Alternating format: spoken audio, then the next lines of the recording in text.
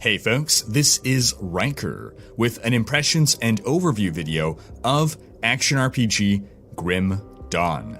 If you're looking for an action RPG that has more depth than Diablo 3, but not quite as much complexity as Path of Exile, Grim Dawn may be for you. Now, as we have gameplay going in the background, let's give a quick history about the creation of Grim Dawn and its ARPG alumni developers. Once upon a time in the year 2000, developer Iron Lore Entertainment was founded, and in 2006, they released popular action RPG Titan Quest. But in 2008, Iron Lore had to shut down because they were unable to secure funding for their next project. But the engine and the gameplay of Titan Quest would become the foundation of Grim Dawn, which is something of a spiritual successor to Titan Quest. And in that same year, 2008, former members of Iron Lore came together to form a new company, Crate Entertainment. In 2012, Crate launched their Kickstarter for Grim Dawn, and their Kickstarter was a big success. They raised over $500,000, which was double their original goal. In 2013, Grim Dawn released into early access, and in 2016, we saw a full release. Later that year, the devs released a new DLC game mode, Crucible, a form of competitive endless wave of monster type system. And then in 2017, Grim Dawn saw its first expansion, Ashes of Malmoth, and just recently on March 27, 2019, the second expansion, Forgotten Gods, released. Now, Grim Dawn is an action RPG that takes place in a dark fantasy setting, but not quite as medieval as Diablo, a little more Victorian era. So we see the old school firearms, flintlock pistols, and basically think Van Helsing, which this image very much evokes. And the plot basically revolves around humanity being driven to the brink of extinction as two otherworldly factions fight it out over Earth and over the fate of humanity. Neither fate is good. One wants to just kill all humans, and one wants to use all humans as basically resources. Sort of those whoever wins, we lose situations. Now, I obviously haven't played Grim Dawn as extensively as certain other action RPGs. I'm only about 35 hours into the game, but I've completed the original base campaign, and I've completed the campaign of the first expansion, so I'm getting ready to dive into the newest expansion now. But what I can say is that I am really enjoying the game. I am having fun. Now let's walk you through some of the features of Grim Dawn, what makes it different from other action RPGs, what I like, what I'm not crazy about. And starting with character creation here, we can see that our options are basically whether we want to make a male or female character. There's no class selection yet, but there are classes in the game. In fact, there's a really interesting class selection system whereby you end up taking two different classes. Now, the disadvantage to not picking a class ahead of time is class fantasy. Now, in more classic action RPGs, we see very strong class fantasy. For instance, in the Diablo games, you pick a class and the class looks a certain way, and you can immediately tell just by observing a class, this is a barbarian, this is a crusader. So in games where you sort of pick your class as you play, you tend to lose that class fantasy a bit. But I think we do get a really cool system here in Grim Dawn whereby we basically get to pick two classes. When you start the game, when you first level up, that's when you pick your first class. Between Soldier, Demolitionist, Occultist, Nightblade, a whole slew of options. But then at level 10, you get to pick a second class. And that's where really interesting combinations start to come into play. So for instance, my main character here, who's only level 48, is a mixture of a shaman and a demolitionist. Shaman first, so you have that very druidic, that one with nature type of character, and I focused on lightning skills, because I draw upon the powers of nature to summon lightning, and then I went Demolitionist, which is a sort of pyrotechnic master who also has a bit of magic to help with his fire and explosions, and this is to bring out the more fire buffs. So I'm a mixture of lightning buffed by fire. I believe this particular combination of shaman plus demolitionist is called a sorcerer, but as you can see, you have the different skill trees, and anytime I level up, I can choose to put points into shaman or demolitionist or both. We get 3 skill points per level, and there's more to this system as well. When you get your 3 points, you can choose to apply those points to one of these nodes, for instance. Here I'm at 2 out of 12, I can take it all the way up to 12, but then you can also put it into just the mastery of the class. In my case, I've maxed out my shaman, but let's look at demolitionist. I'm only up to about, 15 or so? 16. And every point in one of these gives you some base attributes, but also moves you along this path to unlock higher level skills. So I couldn't get this flame touched until I got my mastery in demolitionist to level 5. So this is a very interesting take on a skill tree system that'll be familiar to players of Titan Quest, because you retain that aspect of progressing along a skill tree, unlocking different things, which a lot of people enjoy, but also gaining more powerful and specific things. So, for instance, if we go back to Shaman here, these squares are active powers, and then the circles are sort of runes, if you will, that will modify that power. And sometimes it's a simple on and off switch, as in only one skill point to allocate. Other times you can apply more ranks that'll make the effect more powerful. And overall, the skill system of Grim Dawn is one big appeal of the game. A lot of players enjoy coming up with the different class combinations, going for different builds, and it really does feel, at least at first impression, that there are a lot of crazy combinations that you can come up with. There is a skill respec system. It basically just costs you in-game gold, so it's not quite free respecs, but if you just have to take out a couple points, it's relatively cheap. Now you'll note that I've been skipping over this section here called Devotion, and this is a really cool system. Now, as you level up, you gain those skill points to put into your classes. However, there's another form of progression. Devotion points, which you unlock by finding shrines in the world, they're in specific locations, and cleansing these shrines. Sometimes to do that you have to summon and defeat a wave of monsters. Sometimes you must put in a quest item. Sometimes it's a crafting material that you must sacrifice. And once you've done that, you gain the devotion point. This is a really cool system because it's a form of progression that is not tied to your level. It is something that, well, if you don't find the shrines, then you're not going to get your devotions. Or you can go out of your way to hunt the devotions, which is what I found myself doing at the start. I really wanted to get all those devotions, but I just thought it was really novel to have this progression, which is very important to your character, as we'll cover, not be tied directly to your level. It's still going to be tied to your progress in the campaign, because you have to sort of go through the different areas in the campaign in order to find all of these different shrines. But in theory, I suppose you can get through the campaign without having done any of these. You'll be underpowered, I imagine. But then you could go back and try to do them all. What's most likely to happen is that you're going to uncover some, because some are more obvious and easy than others. And then, unless you're rigorously following a guide and going to get all your devotion shrines, once you finish the campaign, then you'll go back and be like, okay, what are the devotions that I missed? Let me go try to find those, or otherwise finish those. But what do we do with these devotion points? We have this beautiful map of constellations. Very, very, very cool idea. And it all starts with your crossroads. So you get a devotion point and you must allocate it to one of these 5 nodes, which represent different colors: blue, red, green, purple, yellow. And once you have put a point there, apart from giving you a passive effect such as plus 5% health, you are then able to start going into other constellations, because in order to unlock access to putting points into one of these constellations, you require a certain affinity. For instance, Scholar's Light here, this candle constellation, requires 1 green.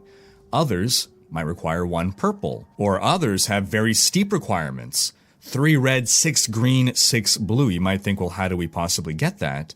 Well, when you complete constellations, you're going to get a bonus. For instance, Scholar's Light gives us 4 green. As for what the constellations do beyond that, well, every node has a bonus, and when you complete the full constellation, it's sort of like completing a full set bonus. So for instance, our Scholar's Light, which is a very easy and sort of beginner constellation, we start with 15% fire damage, then elemental resistance and some other buffs, and lastly, a big chunk to elemental damage. Murmur, Mistress of the Rumors, with its steeper requirements, obviously will have better bonuses. And then you'll notice at a distance, some of these stars are different.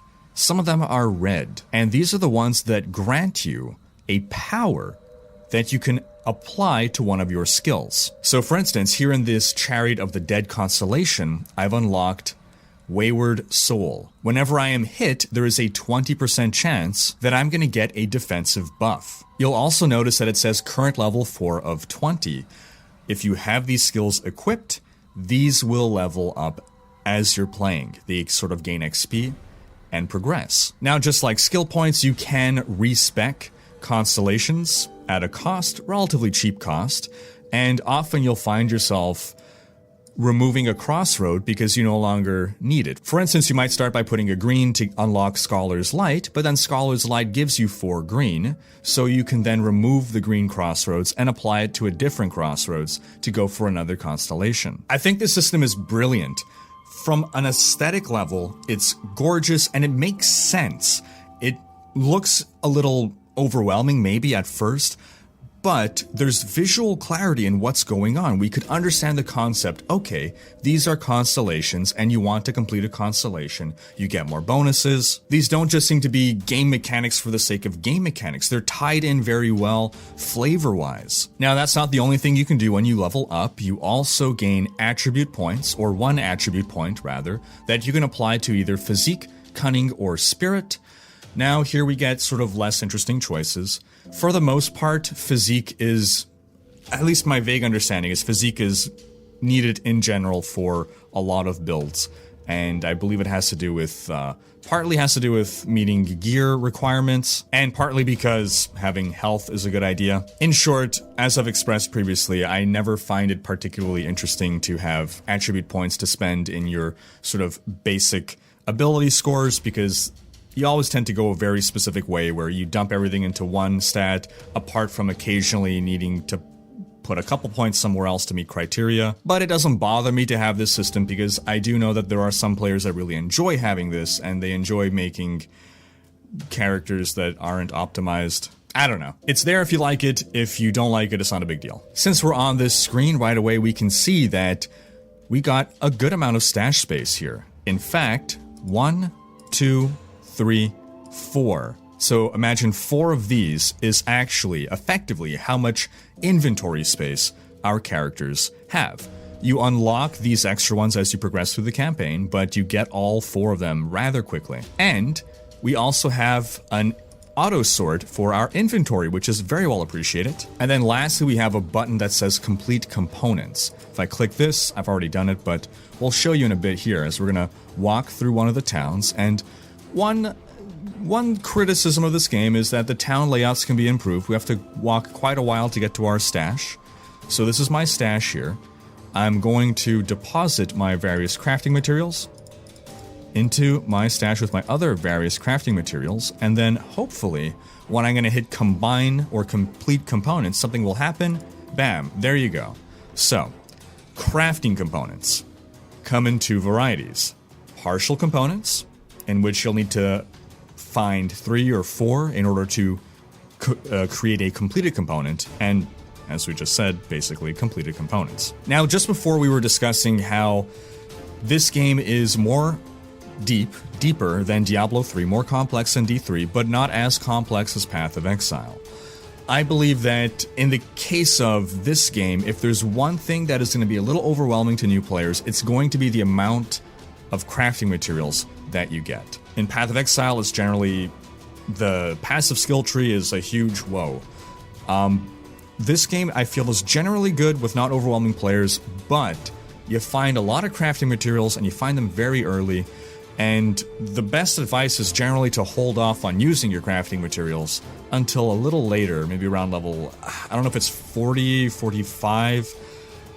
Again, I'm not an expert at this game, but that is sort of the general rule in any ARPG is save your crafting materials and make good use of them, apart from maybe fringe scenarios where you can get a specific buff. That'll be very helpful at low level. But what do these crafting materials do? Well, you can use them to craft other crafting materials, which we'll get to in a bit, but also they can be applied into different item slots. So, Vengeful Wrath here can be used in rings, amulets, and medals.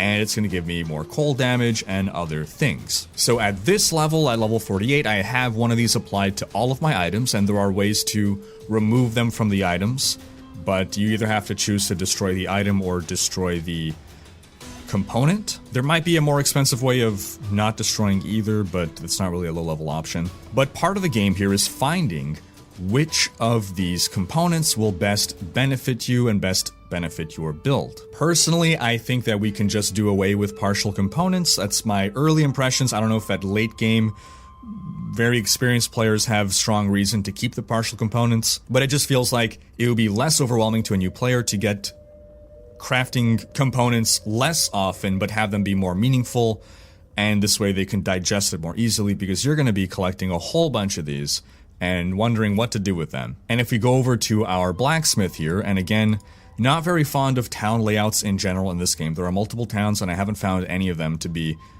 laid out in a way that is efficient for players who want to be going back to town, do your stuff, rapidly go from one NPC, like a vendor, to a blacksmith, to your stash, kind of having everything clustered around a central area for optimal play, but it's not a huge complaint with the game.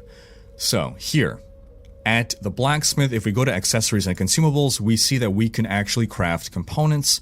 Some of these will be better than the components that we find. Some of them will be the same as components that we find. But it helps you have some control over being able to get the components that you want. And there is some degree of basically you're kind of converting one component into another component, or there's one component you get a lot of and you can change that into a different component, and then that component into the one that you need for the component that you want. So I like this system. Lots of crafting options, and it does feel that crafting plays a big part in this game. Of course, you can craft other types of gear, and you will find or can purchase crafting recipes, and this is something that does appear to continue throughout the game on an ongoing basis. It's not just an early game thing where you get all your recipes, and I believe these are shared across your characters. I'm not 100% sure about that though. But let's look a little bit at our gear here, because Grim Dawn offers, I think, a little bit more gearing options than most action RPGs. First off, you have your weapon swap, which I'm not really making use of. I probably should.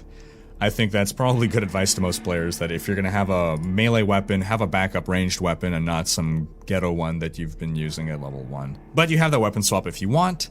Then you have 2 rings, you have a helm, an amulet, sort of your status quo stuff. But then you also have something called a medal that you can equip, and also a relic. Now, relics you don't get right away, but the added itemization slot here is the medal. The relic is something more powerful that you get a little bit later in the game. Not super late, but just you don't get it right away. And these will often grant you some form of skill. And my understanding as a newbie to this game is that people will want to ideally get a relic that offers some form of mobility skill. And of course, we have items that drop in all manner of rarities. Now, don't let the blue color deceive you. Yes, in many ARPGs, blue is just the step above your basic non-magic. In Grim Dawn, blue is epic quality. Green is rare quality, and yellow is just base magic quality. So yellows are going to be the one step above the non-magical items. Then it goes to your rares, to the greens, and then to the blues, the epics. If we go back to our stash here, we'll see that there are as well set items. For instance, Blood Reaper's Glory here. And you can see that there are set bonuses. Now, what's interesting about this to me is that on one character in one playthrough, I found 2 pieces of 2 different sets. So I could be equipping these. I don't have the full set bonus, but I think it's typically pretty rare in an action RPG to be finding set pieces just as you're leveling before endgame. So it's kind of nice that you're able to get there. Basically getting a total of 5 set pieces, 4 of which came from 2 different sets, made me feel like, hey, I could actually complete a set in this game. This is feasible. I don't have to wait to get all the way to endgame or find some way to trade my way to a set. And then if we look at the items themselves and their affixes, things can get a little complex. It's not as straightforward as Diablo 3. I'd say it's about as complex as Diablo 2 and Path of Exile. When you compare items, there's no tooltip to tell you whether this is better or worse. There's no way to compare really how much damage you'll gain what I find myself doing actually is going to this window here, looking at my damage, changing a piece of gear and seeing, does this go up or go down? But damage is not all that's important in this game. Your resistances, your defenses are also very important, or they become very important. I got to a point where I was one-shotting everything. This is toward the end of Ashes of Malmuth. Basically, I just crushed my way through most things until I got to the end of Ashes of Malmuth. I'm still one-shotting things, but I am getting destroyed by damage, particularly Aether damage. I had 0 Aether resistance. My elemental resistances were okay. We're kind of capped here at 80%, and you can see how much above maximum you are, because you can play this, once you finish the base campaign, on higher difficulty, on Epic. You can replay the game on a higher difficulty, and on that higher difficulty you have less resistances. But I basically had to stop my sort of speed run through the campaign and gear up very defensively to be able to continue to progress. There's a lot of different resistances you have. Apart from your obvious ones, we also have things like pierce resistance, bleed resistance, vitality resistance, chaos, and you have to find gear and make choices on your gear to ensure that you have well-balanced defenses for the content that you're facing. Gearing isn't as easy as picking all the options that give you more damage. You have to realize, okay, well, if I take this, I'm going to be losing 30 cold defense. What else am I going to do to make up for that? And that could mean swapping around items, but it could also mean supplementing with crafting components. Now, outside of crafting components, there are other things that you can add to items. If you go to the Quartermaster here, who we'll explain in a little bit, you'll see that on the third tab we get things called augments. These are items that can also be applied to an item. Items can only have one single crafting component applied to them at a time, but they could additionally have one augment on them. So this is another way that we get to upgrade and customize our gear. Now you'll note that I can't buy these. I don't have the reputation to buy these. And that takes us into a whole other system in this game. If we hit J, our faction system. So we're in Devil's Crossing. My reputation here is respected. As you complete quests for this faction, as you complete bounties, which we'll get to in a bit, and as you kill a rival faction, you're going to gain reputation and you'll become friendly, and then you'll become respected, and eventually you'll become honored all the way to revered. As you keep progressing, you get better faction discounts on purchasing stuff from them, but you also unlock different things. For instance, you have to be respected in order to get access to their bounty table. And bounties are kind of similar to bounties in Diablo 3. They're sort of pseudo-randomized quests that take you to a part of the world, you complete them, and then you gain faction XP, faction reputation. Now, there are good factions and bad factions. Factions that you gain respect with, and factions that you gain negative respect with. So the Ethereals, for instance, these are foes. And the more you kill of these guys, the more despised you become by them. So once you hit despise, for instance, you get extra spawns. Once you reach all the way to hated, you're going to get additional hero spawns. Those are sort of rare or champion monsters. And eventually you unlock nemesis spawns, which I haven't experienced yet, but sounds crazy. Now, it seems that in general, the faction system is not something that will play a big part in your first playthrough. It takes a lot in order to level up any of these factions, be it the enemy factions or the hero factions. Getting the first unlock is pretty easy in all cases, but in order to get to the second, you really have to find yourself doing most of the side quests, and then going from respected to honored, forget about it. You're not going to do that on your first playthrough. But what that means is that there is additional depth of content to unlock at higher levels. For instance, as I said, those augments, I can't use that until I'm honored. So that is extra customization, which is not accessible to newer players. And I think that great ARPG systems are ones that will introduce their depth granularly, gradually. Now, you'll notice that I have a whole boatload of quests over here on the right side. One thing that I have to point out about this game is that as we're playing through the campaign and embarking on these various quests, none of these felt like chores. Now, maybe you saw my video from a couple weeks ago where I gave my early impressions of Torchlight Frontiers' upcoming MMORPG, and one thing I was critical of was the quest designs. They felt very old school MMO, fetch quest, boring, go here, kill 10 of these, fetch 3 of these. I wish I could figure out what exactly Grim Dawn does so well about its quest system, but it never felt tedious. It felt like I was naturally progressing from area to area, completing objectives. I think they keep a nice variety of objectives such that it doesn't feel repetitive, or you don't start to get into a loop where it's like, okay, well, how many of these things am I going to have to kill? And that leads us into another strength or unique feature of this game, which is if we bring up the world map here. Now, we start off over here, and we progress up this way. This is sort of Act 1. Then I believe Act 2 takes us around here, and then maybe Act 3 is around here, up to Act 4 is sort of this last stretch up to here. And then I think Act 5 begins around here, and then Act 6 is here. So the 5 and 6 is the Ashes of Malmuth expansion, but the base game stops around here, I believe. Now you'll note that I'm a little hesitant in doing these act separations, and that's because there are no very visible or discernible act separations. Typically in action RPGs you tend to see those very rigid divisions in acts, in that, okay, Act 1 I'm in this town and the area around me looks this way, and then Act 2, bam, a wildly different town with a wildly different environment. And it's a good thing and a bad thing. The good part of it is that, okay, you feel that there's a lot of distinction between the segments of the game, so you feel there's that progression, and we've moved on to the next part of the game. Grim Dawn doesn't quite have that, but what we gain instead is this feeling that we are in this big, massive world that is continuous, because it largely is.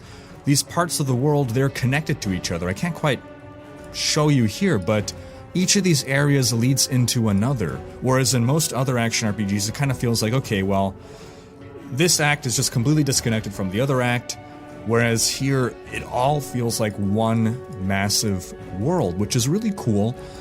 We do again lose that really, the hard borders, if you will, that separate out acts. So at any given point, if you were to ask me what act are you in, I would have to guess. However, the latest expansion has this completely new area, which is interesting enough. So Forgotten Gods starts you off here, and every town in the base game, and I believe even Ashes of Malmuth, is going to have a portal that can take you to this area.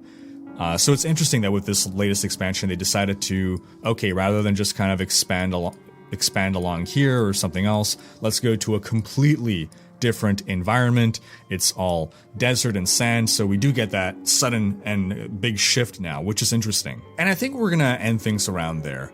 That gives a pretty good overview, I feel, of the distinction between Grim Dawn and other action RPGs. I've been enjoying my time with the game. I look forward to progressing through the rest of the story in Forgotten Gods, but most importantly, I look forward to diving into this game's modding scene.